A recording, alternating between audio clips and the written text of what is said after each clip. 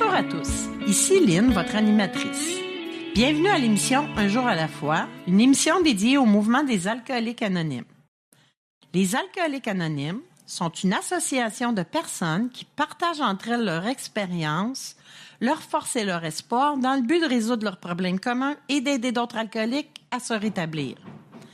Le désir d'arrêter de boire est la seule condition pour devenir membre des AA. Les AA ne demandent ni cotisation, ni droit d'entrée. Nous nous finançons par nos propres contributions. Les AA ne sont associés à aucune secte, confession religieuse ou politique, à aucun organisme ou établissement. Ils ne désirent s'engager dans aucune controverse, ils n'endossent ni ne contestent aucune cause.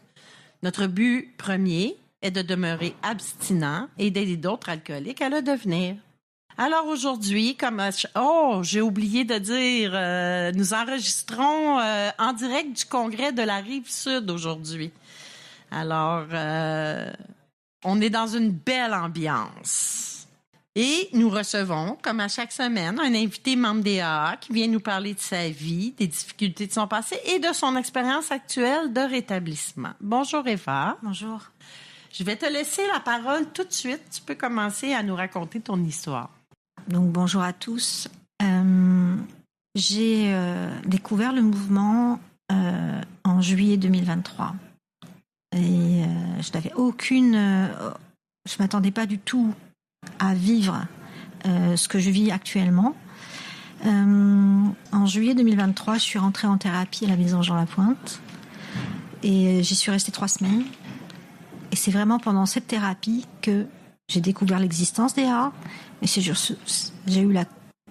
découvert que j'étais malade, que j'étais alcoolique. Et j'ai réussi à me nommer comme alcoolique, c'est-à-dire à dire ce mot, mon prénom, Eva, je suis alcoolique. Ça a été un changement majeur, un mouvement important pour moi. Alors, qu'est-ce qui m'a amené à faire la thérapie à Jean Lapointe ? Eh bien, ce sont mes filles, notamment ma plus jeune, Maïne. Au mois de mai 2023, elle me demande de m'asseoir, elle me demande de parler. Elle a quelque chose à me dire. Et elle me dit, maman, tu as un problème, tu es malade. L'alcoolisme, c'est une maladie. Donc en fait, j'avais entendu ça 2 mois avant de rentrer à Jean Lapointe, par la bouche d'une jeune fille de 14 ans et demi. Et à ce moment-là, j'ai vécu ce moment-là comme une explosion, comme quelque chose En fait, j'étais en orbite de ma vie et elle m'a ramenée sur Terre. Elle m'a remis en gravité sur le moment présent. Et là, la deuxième, ma plus grande, qui était aussi là, elle l'a pas exprimé avec les mots de la même manière, mais ça a été la même chose. Donc là, finalement, c'est un peu comme un réveil, comme une prise de conscience sur le moment, mais une prise de conscience extrêmement souffrante parce que je ne savais pas quoi faire. Donc, je remercie encore Maïne, ma fille, d'avoir eu le courage de me parler. À mon aînée, Anja, d'avoir été là aussi à ce moment-là. Et l'histoire commence, donc, à partir du moment où je prends conscience qu'elles me disent des mots, puis surtout la maturité de ces mots de la part de ma fille, qui s'est en fait renseignée, qui s'est en fait informée sur la situation. Quand elle me dit tu as un problème et tu es malade, c'est quelque chose quand même d'assez important. Moi, je suis censée être l'adulte qui protège, qui maintient une stabilité, un équilibre. Et en fait, ça s'inverse. C'est elle qui me dit attention, t'arrives au bord du précipice, tu risques de tomber. Donc je tape sur internet des mots alcooliques, puis je tombe sur la maison Jean Lapointe. Je savais absolument pas ce qu'était la maison Jean Lapointe. Et puis, je suis accueillie facilement, rapidement au téléphone et on me dit « mais vous venez quand vous voulez ». Donc tout va s'enchaîner très rapidement. Je vais rentrer en juillet pour 3 semaines. Et je vais me rendre compte pendant ces 3 semaines que finalement, je ne suis pas seule. Et surtout, je suis complètement troublée, bouleversée d'apprendre que l'intervenant qui s'occupe de moi est un ancien alcoolique. Et là, je comprends pourquoi je me sens comprise. Je comprends le sens de ces 3 semaines.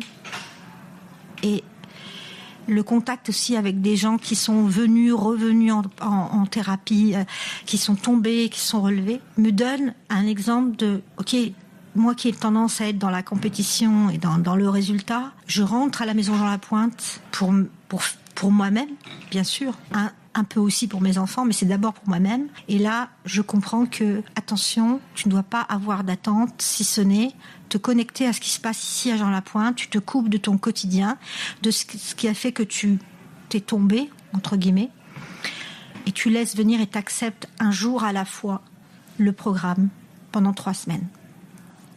Et donc les AA, je les ai découverts parce que en bas de Jean Lapointe, tous les soirs, on allait à un meeting. Dans ce meeting, chaque personne de mon groupe de thérapie, souvent le soir, à chaque meeting, se levait comme nouveau. J'ai jamais réussi pendant 3 semaines à me lever pour aller chercher le jeton du nouveau. Mais je me suis dit, ok, il faut que j'apprenne que le temps pour moi va venir, il faut que je sois patiente.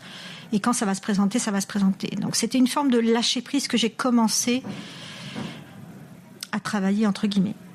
Donc, je vous ai donné donc 2 dates. Le mois de mai, je rentre au mois de juillet. Je sors début août. Et 3 jours plus tard, grâce à un ange gardien, je veux dire, que j'ai croisé pendant la thérapie, elle m'oriente vers un groupe, vers un meeting de femmes, le lundi à Longueuil, qui s'appelle Entre elles. Et j'arrive, donc le lundi, je sors, et le lundi suivant, je suis dans la salle. Et surtout, avant de m'asseoir sur cette chaise dans la salle, c'est au moment où j'entre dans la pièce, où j'ai des femmes qui me regardent avec bienveillance, en silence, et qui m'apaisent, et qui me disent « je t'attendais ». Ça a été aussi un moment très puissant et très fort. Ce groupe de femmes qui est un groupe fermé, c'est un groupe extrêmement soudé et qui est très ouvert sur la nouvelle ou la renouvelle. Et finalement, c'est ça, AA. Donc là, je vais vivre des moments très importants je vais être portée par le nous, et je suis encore portée par le nous parce que tous les lundis, je vais... donc ça c'est mon soutien. Alors, qu'est-ce que je peux raconter de moi ? Je viens d'une fratrie, on était 4 filles, je suis la 2e. Et j'ai toujours eu un sentiment d'imposteur, moi, d'être l'imposteur de ma vie, parce que quand je suis arrivée, en fait, ma mère ne m'attendait pas, elle attendait un garçon. J'étais l'objet d'un chantage même avant de naître. Donc déjà, in utero, j'ai vécu beaucoup de tensions, beaucoup de choses un peu compliquées. Donc ce qui fait que très vite, j'ai eu une réaction très... comment expliquer ça ? J'étais très colérique, j'étais un bébé qui pleurait, qui hurlait beaucoup et qui avait besoin d'affection, mais ma mère, au lieu de me prendre dans ses bras et de me cajoler, elle avait une autre façon de répondre. Ça m'a, je vais dire, intérieurement construite d'une certaine manière. J'étais dans une famille où le couple était dysfonctionnel de toute façon. Aujourd'hui, je peux dire que mes parents ont fait avec ce qu'ils avaient, mais bon, quand même, c'était pas évident. Par contre, on n'était pas maltraités physiquement, mais plutôt psychologiquement. Puis il y avait beaucoup de dénigrement de la part de ma mère. C'est-à-dire que j'ai été vraiment pas mal stigmatisée petite. Donc il a fallu que j'apprenne à me faire oublier. Parce que quand je me faisais oublier, on ne m'attaquait pas, on ne me dénigrait pas. Et en même temps, j'avais cette double personnalité où j'étais comme recroquevillée en boule, en petite boule, et à des moments je pouvais être une furie, une vraie, très agressive, très très très colérique. Donc je vivais ces deux oppositions de refermement ou alors d'explosion. Donc j'ai eu une scolarité pas très facile parce que je pense que les femmes qui enseignaient me faisaient peur. Donc j'avais du mal à rentrer dans un moule, à suivre le mouvement. Donc ça c'est la première partie de ma vie. Deuxième partie de ma vie, c'est l'adolescence où là de toute façon je fais un peu ce que je veux parce que ma mère va décider de divorcer, donc je vais me retrouver avec elle et mes petites sœurs. Elle ne se préoccupe absolument pas de où je suis et comment je vais, donc je fais un peu ce que je veux à l'adolescence. Je vais pas faire trop de bêtises non plus. Je vais faire l'expérience de certaines choses qu'on fait ado. Je vais prendre ma première cuite. Et donc je vais faire l'expérience du blackout à ce moment-là. Ça va être difficile pour moi. Je vais me déscolariser, puis je vais travailler, puis je vais revenir aux études et je vais rencontrer le père de mes enfants avec qui je vais vivre à peu près 30 ans, une trentaine d'années. Le contact avec la substance, le premier contact. Le premier contact, c'était à l'adolescence. C'est correct. À l'adolescence, tu prends contact avec la substance, la consommation. On va s'arrêter pour une courte pause et on va revenir tout de suite après. Merci, Eva. Ce dont je me souviens le plus souvent, c'est la solitude que je ressentais. L'isolement au milieu du monde. À la fin, je trouvais plus de plaisir à boire. Depuis que j'ai commencé à assister aux réunions des AA, je me sens revivre. Et c'est peut-être ce que j'ai vécu de plus important. Je m'aime réellement moi-même. Et c'est très bon. Les AA sont comme un miracle dans ma vie. Les alcooliques anonymes, ça fonctionne. Cherchez-nous dans l'annuaire téléphonique, dans votre journal ou sur aa.org.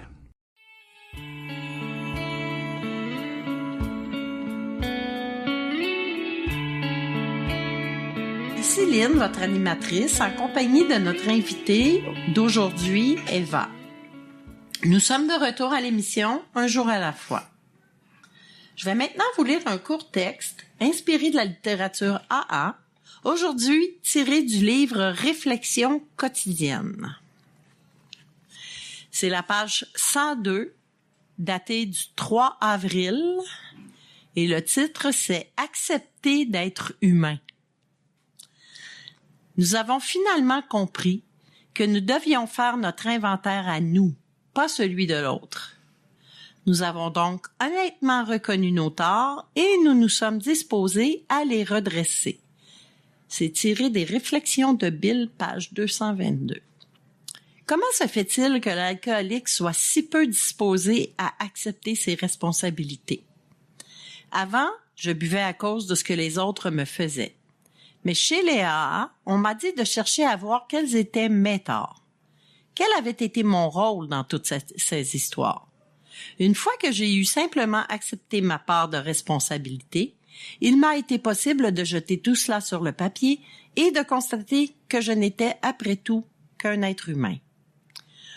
On ne me demande pas d'être parfait. J'ai déjà fait des erreurs et j'en ferai encore. Les reconnaître honnêtement me permet de les accepter, de m'accepter moi-même et d'accepter aussi les personnes avec qui j'ai eu des différends. À partir de là, le rétablissement n'est plus très loin. Merci beaucoup, Eva, pour ce beau texte. C'est important pour moi de parler de responsabilité. Parce que si je donne une définition de la responsabilité, pour moi, ça voudrait dire responsabilité, être capable de répondre. Être capable de répondre de mes mots, de mes actions, ou de mes non-mots ou non-actions. C'est vraiment ce que la thérapie cumulée au travail quotidien que je fais grâce au AA et aux femmes qui m'entourent et aux hommes aussi, parce que il n'y a pas que mon groupe d'appartenance du lundi, il y a aussi un groupe, les Leftos à Longueuil, là, qui est un groupe mixte d'hommes et de femmes, qui me soutient beaucoup, parce que, en toute humilité, ces personnes qui parlent, qui partagent, et qui parlent de ce moment où elles, chacune, ont décidé de se mettre en responsabilité de leur propre vie, de se mettre en responsabilité de leur rétablissement, m'ont appris que ces personnes m'apprennent que je ne suis pas responsable de ce qui m'est arrivé, mais je suis responsable de ce que je vais faire avec ça. Je ne suis pas responsable d'être alcoolique ou bipolaire ou autre. Je suis responsable de protéger mon rétablissement. Et parce que je vais protéger mon rétablissement, je vais peut-être aimer mieux ceux qui m'entourent. Et principalement, la première personne que je devrais protéger aussi, c'est moi-même. Lorsque j'ai évoqué mon enfance un petit peu, mon adolescence, je me rends compte et je m'aperçois que, en fait, j'ai toujours eu peur. Depuis la naissance, j'ai eu peur. J'ai eu une peur qui m'a été comme transmise. Mais je n'identifiais pas cette peur, je la vivais, je la subissais. Et je comprends que cette peur m'a amenée à faire des choix. Choix de m'engager très tôt avec un homme pendant plusieurs années. Choix de travailler beaucoup, de m'oublier, de mettre en avant le désir de l'autre avant le mien. Donc, parce que j'avais ce dont j'ai parlé, ce sentiment d'être un imposteur. Je ne méritais pas ce qui m'arrivait parce que j'ai eu une mère qui ne m'attendait pas aussi, c'est vrai. Mais est-ce que je dois continuer à blâmer cette mère qui ne m'attendait pas? Ou est-ce que je dois me dire, j'ai vécu avec une certaine peur qui a donné des directions à ma vie. Qu'est-ce que je fais aujourd'hui avec ça? Donc finalement, j'ai pas bu tout le temps, tous les jours, de 16 ans jusqu'à mes 60 ans, parce que j'ai eu 60 ans cette année. C'est pas comme ça que ça s'est passé pour moi. J'ai eu des périodes où je consommais et des périodes où je ne consommais pas. Et ces périodes de consommation, en fait, étaient plutôt reliées à des charges émotionnelles que je ne savais pas gérer, ou à des situations pour lesquelles je ne savais pas dire non. Donc j'ai subi beaucoup de choses parce que je ne savais pas dire non. Mais attention, je ne savais pas dire non, et ça va être un peu peut-être compliqué à comprendre, comme je ne savais pas dire oui. Je ne prenais pas vraiment position dans ma vie. Donc dans ces moments difficiles où il fallait finalement être responsable, donc être en capacité de se poser, de s'opposer ou de répondre, j'étais complètement démunie, ou j'étais mutique, ou j'étais dans la colère noire, dans la révolte. Donc j'avais ces deux opposés en moi et pas de juste milieu. Parce que le juste milieu pour moi est important, parce que le AA me ramène au juste milieu. Tout le programme me ramène au juste milieu. Tous les préceptes, les principes et les mots, le lâcher prise est un juste milieu quelque part. Donc je vais donc consommer moi de manière épisodique, toute seule, en ne pensant absolument pas que j'avais un problème avec l'alcool. Donc j'allais pas dans les bars, c'était une consommation individuelle, mais je sais que j'avais un problème quand j'étais à un repas par exemple. Je savais que j'avais envie de boire plus que les autres, mais je me retenais. Parce que j'avais peur du regard, des jugements de ce qui m'entourait. Donc finalement, je vais travailler beaucoup, je vais être dans mon couple l'élément qui supporte beaucoup, et je vais pas vraiment épanouir ma personnalité. Je vais comme l'étouffer parce que à ce moment-là, ma personnalité, mes désirs, mes goûts n'ont pas de place. Ce qui a une place, c'est mon mari, l'orientation qu'on donne à notre carrière professionnelle, la manière dont on se comporte, dont on fait Donc je me suis complètement calquée avec l'homme avec qui j'ai vécu pendant plus de 30 ans. Et donc Et l'alcool va m'accompagner de manière épisodique, à chaque période un peu critique. Je vais avoir mes filles très tard, à partir de 40 ans. C'est un choix aussi. J'avais du mal à passer la maternité avec ce que j'avais vu comme profil de parent, ma propre mère, mon propre père. Ça a été difficile. Puis finalement, j'ai sublimé ça et j'ai eu mes filles. Et là, dans mon couple, ça va moins être, harmonieux. Et puis finalement, je vais avoir des périodes, je vais faire un postpartum, une dépression postpartum très importante. J'ai plus de 42 ans pour la deuxième grossesse, à 18 mois d'intervalle de la première, c'est beaucoup. Donc je vais avoir une grosse fragilité que j'avais contenue toute ma vie. Là, je vais commencer à craquer. Les murs vont commencer à se fissurer. Et mon mari à l'époque n'accepte pas vraiment de voir le chêne s'effondrer. Il a l'habitude de voir une femme qui tient tout, qui résiste tout. Puis là, non seulement elle est mère, mais en plus elle rentre en dépression. Ça, c'est pour lui une énigme particulière. D'autant plus que on travaillait ensemble aussi. Donc, finalement, pour faire un peu plus court, je vais avoir une consommation, je l'ai dit, ponctuelle, épisodique. Mes enfants vont grandir et elles vont se rendre compte au fur et à mesure que il y a quelque chose qui va pas. Elles vont commencer à déceler ces moments où j'ai bu et elles vont rentrer de l'école et voir au premier regard, elles le voient. J'ai pas besoin de parler. Ma gestuelle physique, mon comportement fait que elles savent. Et en fait, il y a quelque chose de très important que je dois dire. J'avais oublié une partie de mon enfance, une partie de mon adolescence, c'est que quand ma fille, je vous l'ai dit, me dit au mois de mai 2023, maman, il faut que tu t'occupes de toi, maman, on sait que tu bois, on sait que tu vas trop loin, on sait que ça va pas.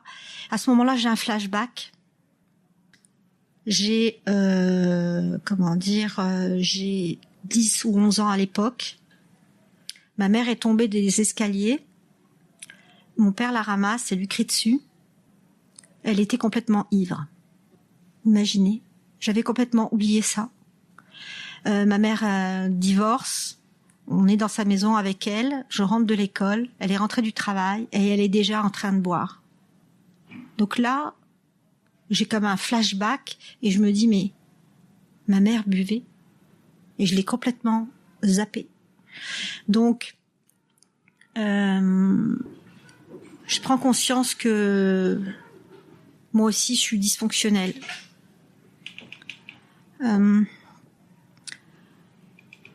Je vais de moins en moins finalement après les grossesses, je vais de moins en moins supporter une situation que j'ai pourtant acceptée pendant plus de 30 ans.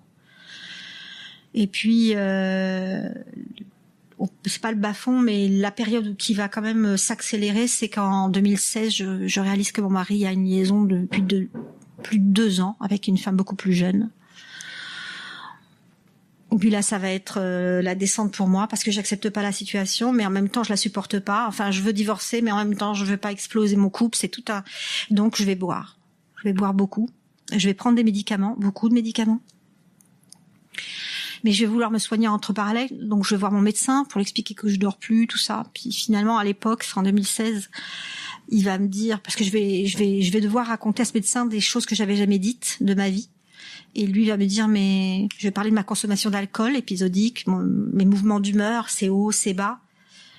Et puis il va me dire, écoutez, moi je pense que vous êtes bipolaire, vous allez prendre un traitement, on va essayer.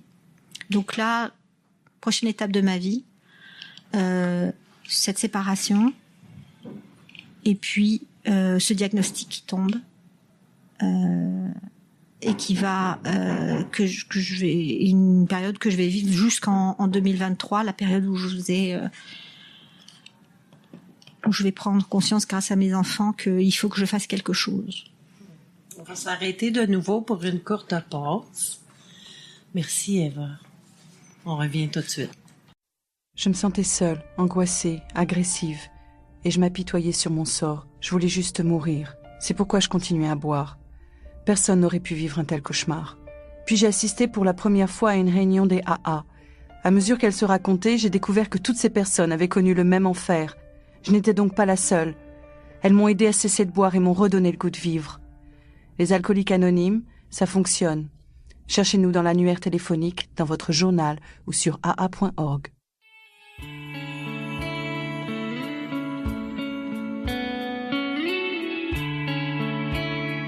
Bonjour, ici Lynn, votre animatrice, en compagnie de notre invitée Eva. Nous sommes de retour à l'émission Un jour à la fois. Visitez notre site web à l'adresse suivante, unjouralafois-émission.org. Vous y trouverez toutes nos émissions, des centaines de partages à écouter n'importe où et à n'importe quelle heure du jour et de la nuit. unjouralafois-émission.org. N'hésitez pas à nous écrire pour nous faire part de vos commentaires. Alors, on va poursuivre ton beau message. Eva, je vais te céder la parole tout de suite. Oui, j'ai évoqué le diagnostic de bipolarité. C'est important que j'en parle parce que à partir du moment où on te donne un diagnostic, t'as comme des réponses à des questions vraiment que tu t'es posées toute ta vie. Et puis, je pense, tu déculpabilises. En tout cas, c'est ce qui m'est arrivé. Parce que j'ai compris que mes up et mes down, cette espèce de mouvement intérieur, cette tempête qui m'habitait, était provoquée par quelque chose que c'était pas forcément de ma faute, c'était pas parce que j'étais faible ou c'est parce que j'avais une maladie, quoi. Donc je vais comprendre aussi que il faut que il faut que je calme ces tempêtes intérieures, et je vais comprendre aussi que finalement l'alcool c'est le pansement, c'est la pommade que je vais utiliser pour me calmer, pour m'anesthésier parfois, puis pour m'assommer complètement d'autres fois, parce que la situation que je vis est intolérable. Mais je n'ai pas les outils pour faire que ce soit plus intolérable. Donc je disais, quand j'ai découvert la lésion de mon mari, j'avais deux options: fermer ma bouche, accepter, ou remettre tout en question. On va faire une thérapie de couple, ça va pas marcher, parce que lui, pendant qu'il venait en thérapie de couple pour réparer son couple, moi j'y allais pour le détricoter. Donc un jour j'ai dit stop. Donc j'ai trouvé le courage de dire stop, mais intérieurement là, j'avais d'immenses douleurs, et donc j'avais besoin de consommer pour ça. J'assumais pas complètement la décision du divorce, mais j'ai demandé le divorce quand même. Et j'étais aussi portée par la peur de ne pas être capable, la peur de la solitude, la peur de plein de peurs. Donc l'alcool me permettait comme une béquille de me maintenir, on va dire. Donc ça va durer quelques années. Puis j'ai mes filles en garde partagée. Quand je suis toute seule à la maison, je fais ce que je veux. Donc finalement, puis quand je sais que c'est vendredi que je vais les recevoir, je commence à faire le ménage dans l'appart, à vider les bouteilles, à les planquer, mais j'en ai quand même des bouteilles. Donc quand ça va bien, le vendredi soir que je les récupère, j'ai pas bu. Puis si j'ai passé une journée de merde ou difficile dans la semaine, je peux pas m'en empêcher, je vais consommer avant qu'elles arrivent. Puis comme je vous disais tout à l'heure, elles arrivent et elles vont apprendre à décoder et à lire. Et elles savent immédiatement si j'ai consommé ou pas, mais elles vont pas avoir la faculté de m'en parler, comme j'ai pas le courage de leur dire non plus. Donc on va rester dans du non-dit. Elles vont porter ça, je vais pas m'en rendre compte. Elles vont se poser la question, mais pourquoi elle boit? Est-ce que c'est à cause de nous? Pourquoi est-ce qu'elle est pas capable de pas boire? Tu sais, puis c'est pas évident. L'adolescence là-dessus. Et puis jusqu'au jour où je vais avoir ces discussions avec mes enfants, avec ma plus jeune qui va remettre tout en question. Donc, je suis une consommatrice finalement solitaire. On parle aussi de consommatrice fonctionnelle. Ça veut dire que je vais m'arranger pour pas me mettre dans des situations dangereuses. Même si je pense que les soirs de blackout, s'il y avait eu une urgence avec mes filles, j'aurais pas pu agir. Donc, je les ai quand même exposées. Donc, ma consommation, je le répète, c'est un moyen de me calmer, de me soigner, m'anesthésier. Mais en fait, en réalité, je dois le dire, de pas regarder la réalité en face, de pas prendre mes responsabilités, de blâmer ma charge sur les autres. Et grâce au AA, grâce au programme, je vais devoir, après avoir capitulé et accepté que j'ai été impuissante, que j'avais perdu le contrôle de ma vie, perdu le contrôle de la relation avec mes filles, perdu le contrôle de tout, parce que c'était plus facile d'aller chercher ces 2 bouteilles de vin, parce qu'en général c'était 2 bouteilles de vin. Puis à un moment donné, d'ailleurs, ça a dérapé. C'est qu'avant c'était fin de semaine, puis après ça a été fin de semaine plus lundi, puis après ça a été fin de semaine plus lundi, mardi, puis ça a été tous les soirs, et ça a été une réponse. Et je me détestais au lever du matin. Le matin, je me détestais parce que j'étais pas bien, j'avais le cœur, la nausée. Donc je culpabilisais, puis je prenais les décisions à 8 heures du matin, cette décision de dire ok, ce soir je ne retourne pas au dépanneur, je ne vais plus chercher l'alcool. Puis finalement au cours de la journée, cette motivation commençait à se déliter parce que j'ai eu un problème au boulot, j'ai pas été capable de le résoudre, j'ai eu une tension supplémentaire. Je vous le dis, je travaillais avec mon ex, il fallait le faire aussi, travailler avec son ex, c'est aussi un truc. J'ai demandé le divorce, mais j'ai pas été capable d'aller jusqu'au bout du divorce. C'est-à-dire, j'aurais pu dire que je quitte le business, on se sépare. Non, je suis restée quand même là. Donc, je portais encore des mécanismes qui étaient pas défaits. Puis finalement, ça a été tous les jours. Et puis, au lieu que ce soit une semaine sur 2 quand j'avais pas mes filles, ça a été aussi quand j'ai eu mes filles. En vous parlant là maintenant, j'essaie d'être claire par rapport à ce que je vous raconte, mais il y a quelque chose qui monte là maintenant, c'est la culpabilité. C'est réaliser que je leur ai fait énormément de mal, mais au lieu de leur foutre une claque dans la figure, c'est plus sournois ce que j'ai fait. C'est un poison que j'ai distillé lentement. Et aujourd'hui, elles sont magnifiques, ces 2 jeunes femmes, elles ont 17 et 18 ans. Quand je leur ai dit que je partais en thérapie, elles m'ont soutenue. Et j'ai senti que j'allais en thérapie pour moi, mais j'ai compris que ça allait avoir un impact sur elles. Je savais pas trop comment. Mais au début, j'ai été vraiment monopolisée, polluée par la culpabilité. Et j'ai réalisé que mes filles ont une force incroyable. C'est-à-dire que ce que je leur ai fait subir de manière indirecte, ça leur a donné une force terrible. Et je sais, il y a une chose qui s'est passée il y a quelques mois. Ma fille postule pour faire un bac international, et dans ce type d'école, il faut faire des lettres de motivation. Et à un moment donné, il y a un questionnaire et on lui demande quel est votre héros. Et elle va me raconter, écoute, on m'a posé la question. Moi, j'ai dit, quelle est mon héroïne? C'est ma mère. Elle est alcoolique. Elle a arrêté de boire. Je me suis dit au début, mais est-ce elle crie ça, mais est-ce que ça va la mettre en danger? Parce que c'est quand même de la sélection et tout. Et là, j'ai dit, punaise, ma fille assume plus que moi ma propre situation. J'ai eu là quelque chose je me suis dit, c'est quoi cette honte que je porte encore? Et donc, je comprends que cette honte, je l'ai aujourd'hui. Mais grâce aux femmes qui m'entourent le lundi, grâce aux femmes et aux hommes que je vois le mercredi soir, je commence à comprendre que cette honte peut se transformer en un sentiment puissant, en une énergie puissante qui peut me porter. Ça va pas se faire du jour au lendemain, ça fait 2 ans. Je vais prendre mon 2 ans en juillet. Là, j'ai eu mes 60 ans le mois d'avril, et je me suis dit, ok, je passe à une autre étape de ma vie là. Qu'est-ce que j'en fais? Qu'est-ce que je fais avec ça? Mais en fait, la réponse, elle est toute bête.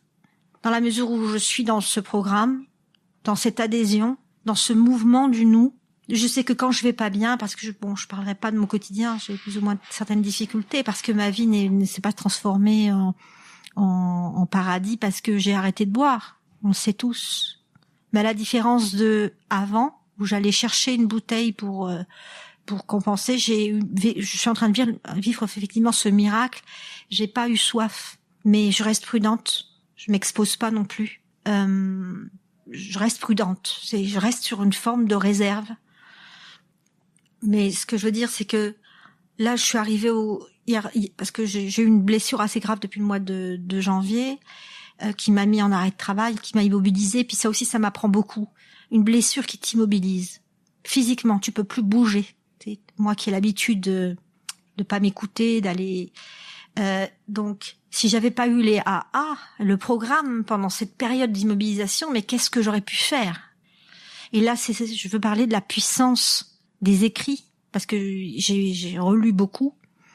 la puissance de ce programme qui de toute façon s'est dématérialisé pendant ma convalescence. C'est-à-dire que j'allais pas dans les groupes, je pouvais pas conduire, je pouvais pas me déplacer, mais qui s'est réinscrite en moi quand même. C'est-à-dire que je vivais plus les partages de groupe parce que je pouvais pas y aller, mais grâce aux lectures notamment, et ça c'est important, c'est un message que je veux passer, c'est que même pour celui qui sait pas lire, je veux dire, il y a une lecture tellement variée, les citations du jour qui sont trois phrases, une phrase, ça peut être très puissant. En tout cas, moi, ça m'a porté. Et ces épreuves que j'ai vécues, donc qui me laissent des marques, je suis passée à travers grâce encore une fois à cette énergie invisible. Je me sens portée, même quand je suis pas dans un meeting.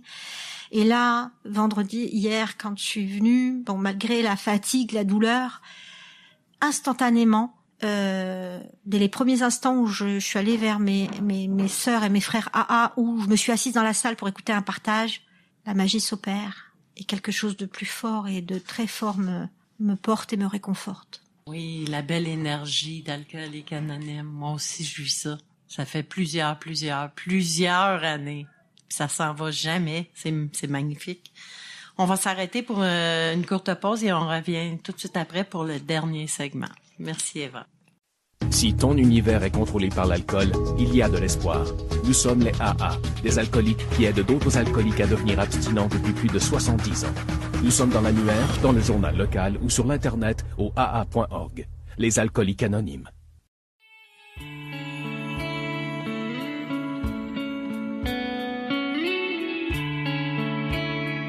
Ici Lynn, en compagnie de notre invitée Eva. Nous sommes de retour à l'émission Un jour à la fois. Si vous recherchez une réunion des alcooliques anonymes, plusieurs solutions s'offrent à vous. Par téléphone au 1-866-LIGNE-AA ou, si vous préférez, 1-866-544-6322. Un membre des alcooliques anonymes vous répondra de 9h à 22h, 7 jours sur 7. Aussi via Internet ou en téléchargeant l'application Meeting Guide sur votre cellulaire. Vous aurez accès aux horaires de réunion en présentiel et en ligne, où que vous soyez dans le monde. C'est notre 4e segment. On va terminer avec celui-ci. J'ai très hâte de connaître la suite et la conclusion. J'aimerais que mes mots soient comme un message en fait d'espoir pour ceux et celles qui m'écoutent et qui n'ont pas encore fait ce pas vers le rétablissement. C'est ce moment où on se sent pas capable, on n'a pas la force, mais on peut quand même entendre. Je ne peux pas dire que parce que j'adhère au programme, je suis ma vie est rose tous les jours. Mais à la différence d'avant, c'est que ma façon d'appréhender les choses sont différentes parce que par rapport à avant, maintenant, je me situe dans la situation, je me situe dans le décor. C'est-à-dire que quoi qu'il m'arrive, j'ai toujours maintenant cette posture, cette façon de me dire, ok, une situation arrive, je l'aperçois d'une certaine manière, la personne qui est en face de moi l'aperçoit d'une certaine manière, on a deux réalités différentes, et ma propre réalité est parfaitement respectable. Ça veut dire quoi? Que maintenant, quand quelqu'un me parle un peu trop fort, au lieu de lui répondre en lui gueulant dessus, je le laisse s'exprimer. Je le laisse s'exprimer parce que il a le droit de s'exprimer. Mais par contre, je ne reçois plus sa colère ni son agressivité. C'est-à-dire que je suis capable aujourd'hui de me distancier, de lâcher prise, c'est important ce mot-là, de lâcher prise, et de faire en sorte que ce que je vois devant moi n'aura pas forcément un impact sur moi parce que je l'ai décidé.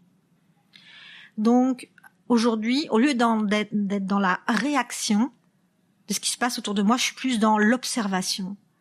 L'observation et surtout en capacité de me prioriser. C'est-à-dire que j'ai un caractère assez normalement fonceur et assez combatif. ça peut servir, ça m'a servi. Donc je ne peux pas changer comme ça ou m'enlever quelque chose qui m'a servi, mais j'ai l'impression d'avoir une meilleure gestion de cette énergie que je porte. Et grâce au AA qui me porte beaucoup d'énergie d'amour, d'énergie de bienveillance, d'énergie de compassion, je me nourris de ça.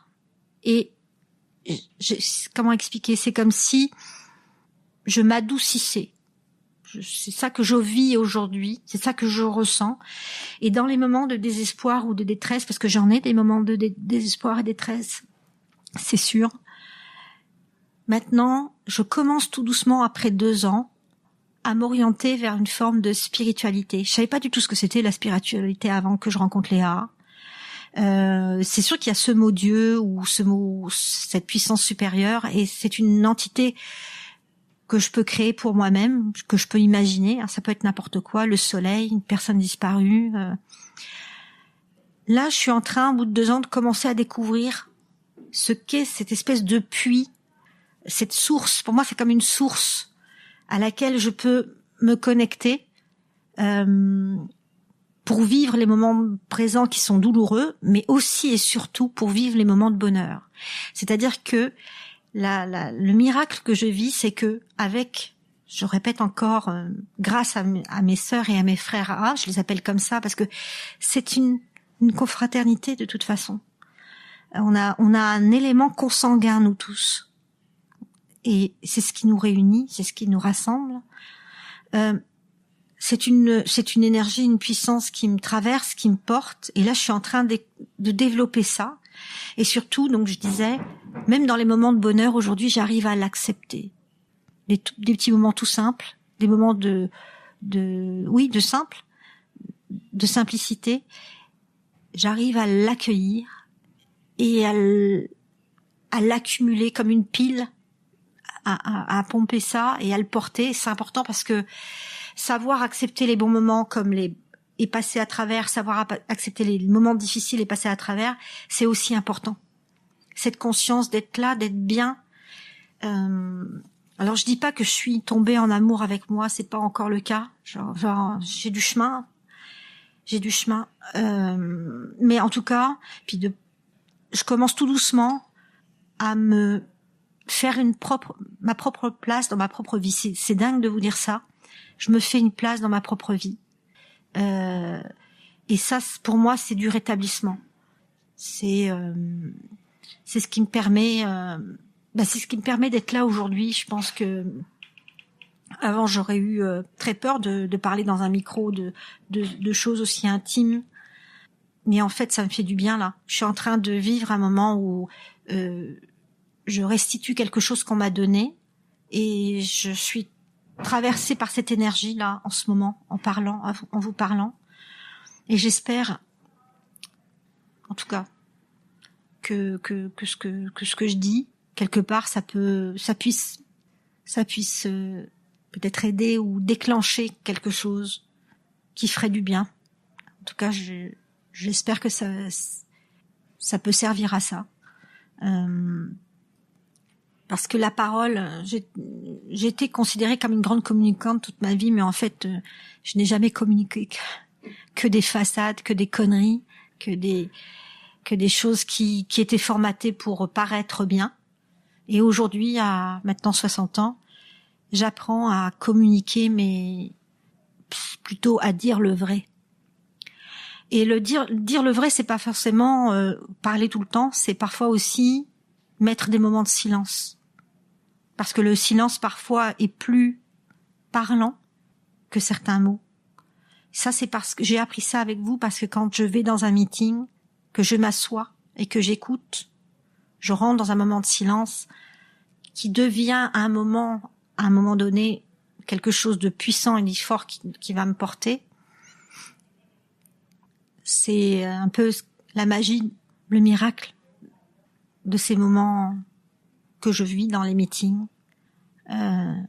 Ça peut être un regard, ça peut être une embrassade, ça peut être n'importe quoi. J'ai déjà dit que quand quelqu'un partage, c'est à moi qui parle. À chaque fois. C'est fou. C'est à moi que la personne s'adresse. Et quand je vais dans un meeting, maintenant, je sais que je suis attendue.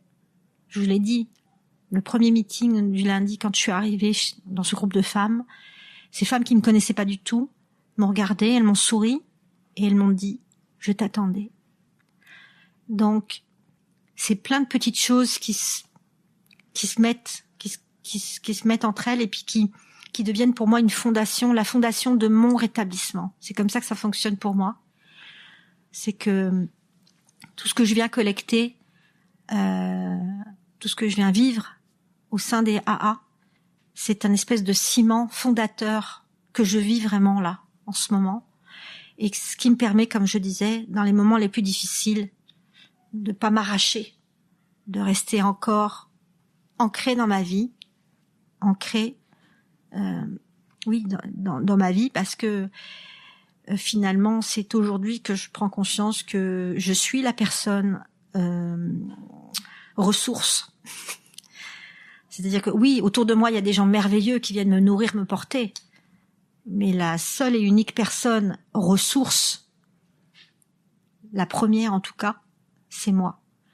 Donc j'ai espoir dans le travail que je fais avec certaines femmes pour découvrir ce qu'est la spiritualité, par exemple. En fait, la spiritualité, c'est la traduction de l'amour et la confiance qu'on porte, qu'on se porte pour avancer dans la vie. C'est vraiment ça. J'ai espoir d'aller vers ce chemin où, je vous le disais, je me laisse une place aujourd'hui, mais j'aimerais me rencontrer moi-même. C'est un peu spécial ce que je vous dis, mais dans l'amour. C'est-à-dire accueillir cette petite fille qui a subi certaines choses un peu pénibles, cette adolescente qui était dans la rébellion, l'accueillir, l'enlacer, lui dire que je t'aime, que tu as eu ta place, que quoi qu'il soit passé, les erreurs que tu as fait, c'est pas grave. Tu restes une belle personne et j'ai confiance en toi et j'avance avec toi. Donc c'est curieux ce que je vous dis, mais c'est vraiment ça, c'est ce dialogue intérieur que je veux développer moi-même avec moi-même. Je sens que c'est important. Je sais que le programme DA me porte et me laisse un espace sécuritaire où je peux essayer de faire ça. Parce que je voudrais terminer par l'anonymat. C'est cette garantie d'anonymat qui m'a permis de vivre dans les meetings certaines choses. C'est important. C'est important parce que on n'a pas besoin de se reconnaître en tant qu'individu avec l'identité. On se reconnaît déjà par le point commun qu'on a. On se rejoint. On fusionne ensemble. Et je peux faire tout ce que j'ai fait là jusqu'à présent parce que je sais que mes meetings sont des bulles, des espaces de sécuritaire et de confiance. Donc j'ai une immense gratitude envers les femmes et les hommes qui m'accompagnent en ce moment et celles et ceux que je vais rencontrer demain. J'ai une immense gratitude pour ces hommes qui ont fondé, qui, de par leur courage et par leur intuition, ont fait qu'aujourd'hui je peux avoir accès à quelque chose de plus fort que moi et qui va me porter, j'en suis sûre, jusqu'à la fin de mes jours. J'en suis certaine. Merci Eva, merci infiniment. Alcoolique Anonyme, c'est magique. Ça sauve des vies. Je suis certaine que tu as aidé quelqu'un. Je vais maintenant vous réciter la déclaration de la responsabilité. Je suis responsable. Si quelqu'un, quelque part, tend la main en quête d'aide, je veux que celle des AA soit toujours là. Et de cela, je suis responsable. Je remercie tous les participants à cette émission, notre invité Eva, c'est sûr, notre technicien au son, Steve, et vous, surtout les auditeurs. Sans vous, on n'a pas notre raison d'être. En direct du congrès AA de la Rive-Sud, je suis votre animatrice Lynn qui vous invite à une prochaine émission d'Un jour à la fois. Merci, à très bientôt.